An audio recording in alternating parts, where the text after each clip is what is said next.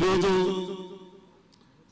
తెలంగాణ రాష్ట్రంలో గతంలో జరిగినటువంటి ఫోన్ ట్యాంకింగ్ ఇష్యూ మీద ఏర్పాటు చేసినటువంటి ధర్నాకు సభాధ్యక్షులుగా ఉన్నటువంటి జనరల్ సెక్రటరీ కాసం వెంకటేశ్వర్ గారు, ముఖ్య అతిథులు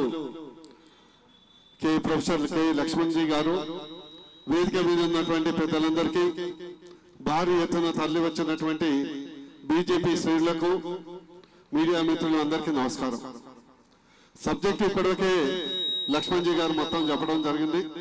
మా మిత్రుడు విశ్వేశ్వరరెడ్డి గారు కూడా, మరి పాయల్ శంకర్ గారు కూడా చెప్పడం జరిగింది. ఈ మొత్తం ఉదాంతం చూస్తే నాకు భువనగిరి గుర్తొస్తుంది. గతంలో నయీం అని ఉండే, మీ అందరికీ తెలుసు, రాష్ట్రంలో Nayeem same to same organised crime,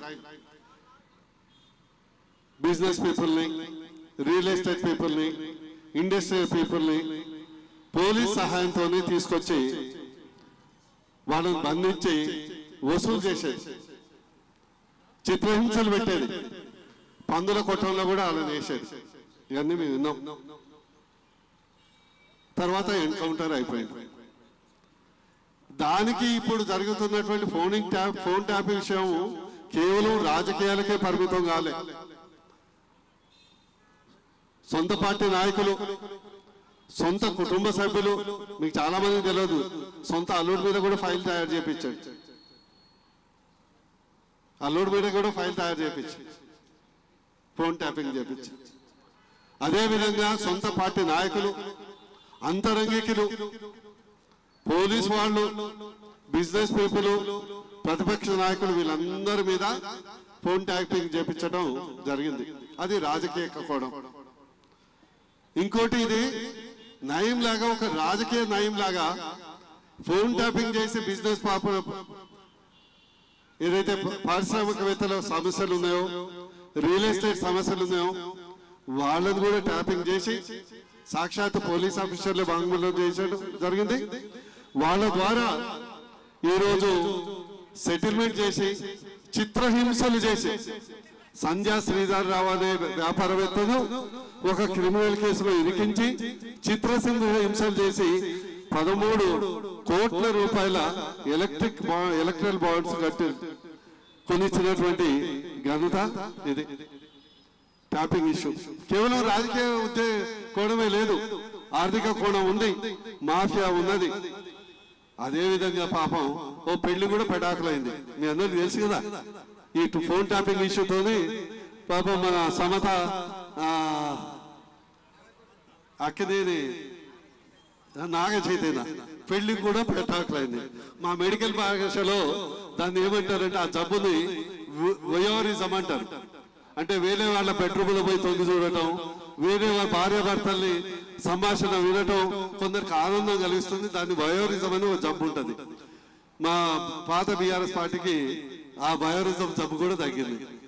అందుకొరకు ఖచ్చితంగా రేవంత్ రెడ్డి గారు కూడా దీనికి బాధితుడే. ఈరోజు రేవంత్ రెడ్డి గారికి ప్రతిపక్షాలు ఉన్నప్పుడు చాలా చాలా పెద్ద స్టేట్మెంట్ ఇచ్చారు. కానీ ముఖ్యమంత్రి అయినాక మీ దగ్గర పవర్ ఉంది, వేరీస్ కాళేశ్వరం కేసు పాయ్, బాహుబలి మోటార్లు పాయ్, ఫోన్ ట్యాపింగ్ ఇష్యూ గవర్నమెంట్ నీదే ఒక ఎఫ్ఐఆర్ నమోదు చేసేసి పాత్రదారులు అయితే అరెస్ట్ చేశారు, సూత్రధారుల్ని చర్యలు తీసుకోవచ్చు కదా పాయ్. ఫోన్ ట్యాంక్ ఇష్యూ పాయ్, సిఎంఆర్ బిల్డింగ్ పెద్ద కుంభకోణం, దాదాపు 1000-2000 కోట్ల కుంభకోణం, దాని కూడా పాయ్. చాలా మందికి తెలియదు, సాధారణంగా రేవంత్ రెడ్డి గారు ఢిల్లీ పోయినప్పుడల్లా 2-3 ఎమ్మటి తీసుకొని పోతాడు, లెఫ్ట్ రైట్ ఎవిడెన్స్ అన్నమాట. పక్కన బంటి విక్రమార్క లేకుంటే ఇంకో మంత్రి పోతాడు. కానీ ఈసారి మాత్రం ఒక్కడే పోయిండు, గుర్తుందా లేదా? ఒక్కడే పోయిండు, ఒక్కడే పిలిచారు. సోనియా గాంధీ దగ్గర పోయినప్పుడు, సోనియా గాంధీకి చాలా మంది పిలవటానికి పోయిందనుకో, పిలవటానికి పోలే, పిలిచిండు.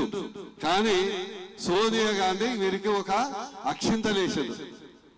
ఏం అక్షింతలు వేసాడు? మనకు రామాయణంలో లక్ష్మణ రేఖ లాగా ఆయన చుట్టూ ఒక సోనియా రేఖ గీయటం జరిగింది. ఆయన చుట్టూ ఒక సోనియా గీత. నువ్వు కేసులు గీసులు అనుకో, ఆల్రెడీ మా డీలు బీఆర్ఎస్ పార్టీతో అయింది. మీరు ఎక్కువ కేసులో పోవద్దు, వాడికి జోలి పోతే మీ పదవికే ముప్పు అంటే పాపం ముఖంతా మార్చుకొని రావటం జరిగింది.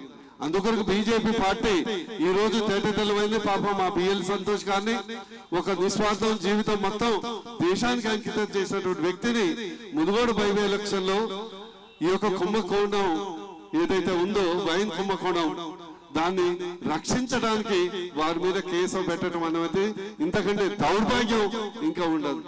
అందుకొరకే గతంలో మనం చెప్పారు, నీ కర్మ చుట్టూ నీ బిడకే చుట్టుకుంటుంది. ఈ రోజు క్లియర్ గా ఇండియన్ టెలిగ్రాఫ్ యాక్ట్ ప్రకారం సిబిఐకి సెంట్రల్ గవర్నమెంట్ కు తీసుకునే హక్కు ఉంది. రేవంత్ రెడ్డి గారికి ముఖ్యమంత్రి గారికి బీజేపీ పార్టీలో ఇప్పటికే మా ముఖ్య అతిథి గారు లక్ష్మణ్జీ గారు డిమాండ్ చేయడం జరిగింది. బీజేపీ పార్టీ తరఫున డిమాండ్ చేయడం జరుగుతుంది.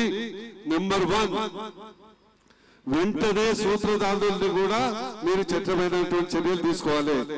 నెంబర్ 2, ఇది కేవలం రాష్ట్రానికి సంబంధించిందే కాదు, వివిధ రాష్ట్రాలకు సంబంధించిన అంశం కాబట్టి కేంద్రం ఉన్నటువంటి సిబిఐకి వెంటనే ఈ కేసును రిఫర్ చేయాలి.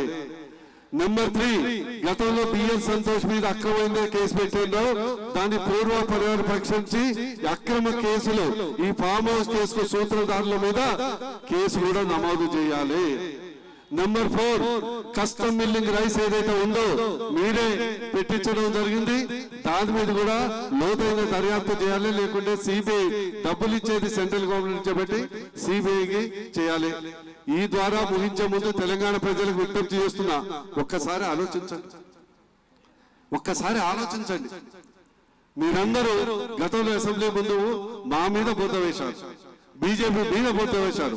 ఈ రోజు బీఆర్ఎస్ కాంగ్రెస్ పార్టీ యొక్క బంధం తేటతెల్లమైంది.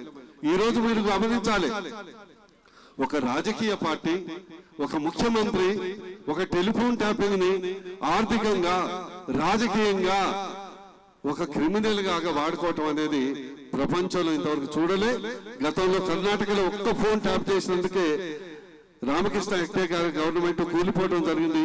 ఈ యొక్క చట్టమైనటువంటి చర్యలు తీసుకునే వరకు మా పోరాటం కొనసాగుతుందని తెలియజేస్తూ అవకాశం ఇచ్చినందుకు ధన్యవాదాలు.